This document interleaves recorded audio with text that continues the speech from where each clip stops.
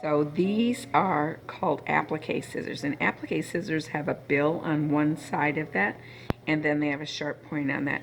Applique scissors are pretty misunderstood. People don't understand that this bill isn't just to get in your way. That's what a lot of people think, and they think it's kind of a little bit of a pain. But this bill is built up so that it's designed so that it doesn't cut into your fabric when you're appliquing. So this still cuts, but this protects your fabric. And so what we're looking at too is if you have some applique scissors, we actually sharpen those here at the store. We have a tendency, most right-handers have a tendency to cut the way that they normally do is they'll go in here and they'll cut, and you'll think, well, great, that's protecting that. However, if you notice what I just cut there, I can't get close enough to this. So what I'm going to do is I'm actually going to turn it around and I'm going to go the other way around, because the piece that I'm trying to protect, this is the piece that I'm going to cut off. This is actually the piece that I'm trying to protect. So what I'm doing here is I'm holding my fabric up just a little bit, and then I'm bringing that in, and I'm snipping around this really close. And if you notice, I just keep pulling that fabric up. I want to show you how close I'm cutting. I'm going to be doing this. This is one of the Kimberbell, and I'm actually going to be cutting this out, because then the machine's going to go back and it's going to applique it with this same decorative stitch that I have here. So what I want to do is I want to trim this out so it's as close as possible. In fact, it can get so close that I can actually pull this up a little bit tighter. And I'm almost cutting my thread, the stitch out. Now if I actually happen to snip into a little bit of that stitch out, if you notice that, is I was able to clip even that much closer. Look at that. So I just keep working around this and pulling it in there. And it's not cutting any of this over here. I'm not even looking at that as I'm cutting.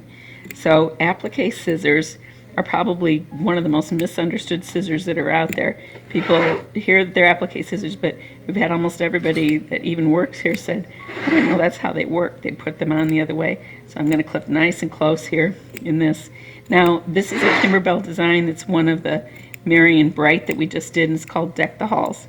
And it's a little pillow. So there we go. We're close enough. These little ones they're a really short built, a couple of pairs of them. I own one, some that are a little bit longer.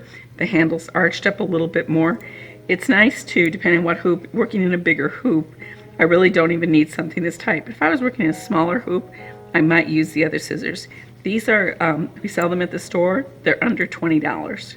And I think people have shied away from having plenty of scissors because they think that what they have is going to work. These are resharpenable. And that's a good investment for you for the long run. So that's how applique scissors work. Now we're going to go ahead and put this back on the embroidery machine. It's going to come back in here and it's going to stitch around the outside edges. That piece that we cut out with our applique scissors, and we put it back here on the embroidery machine. The first stitch it's doing is kind of securing to go around to make sure everything is pretty solid in there. And it's going to come back and it's going to do a fun little decorative stitch. Now if you notice this decorative stitch that Kimberbell Designs has used on this edge, what they've done is they've given us a decorative stitch that has a little bit of openness to it. So for that reason, I really want to make sure that I'm cutting this really close. Now it's going to go a couple stitches and then it's going to stop and it's going to let me trim my thread. And I'm actually going to raise the foot because I want to trim out some of these extra threads. So that little piece there. But if you notice this little piece that's in here, you probably can't even hardly see it, but it's just some little hairs. And I can come back in here with my applique scissors and I can clean up some of those pieces so they don't get sandwiched in underneath there. So I'm going to go ahead and get started.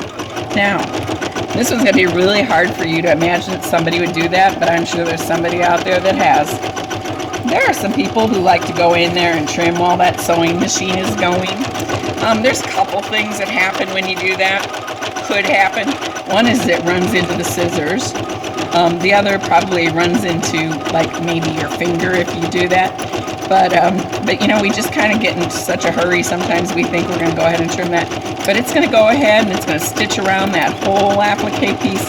And if you look at how great that is by trimming it out with my good applique scissors, it's keeping that design, that edge, so that when you look at underneath that stitch, which you'll get to see a little bit better, you're going to see this clean, sharp edge where you don't have a bunch of dog hairs, sticking up around there. So we'll let this go ahead and do its stitching, and then we'll show you the next step. In the next steps, what it's going to be doing is it's going to actually finish this decorative stitch, then it's going to do some machine quilting in the middle of this. When I did this centerpiece, the designer set this up so that it was just going to have fabric on it. I didn't want the back of the design to shadow through. Consequently, what I did was underneath this white fabric, I put some stabilizer underneath there. So you can actually see a snowflake in the middle of there, but you don't see any of the edges of the previous appliques through there. So that was kind of a little added thing that we did with it. This is part of the Kimberbell Academy, the Kimberbell workshops that we run here at the store. And we have a whole bunch of them going on coming up. And this one's from the Marion Bright, and it's called Deck Balls.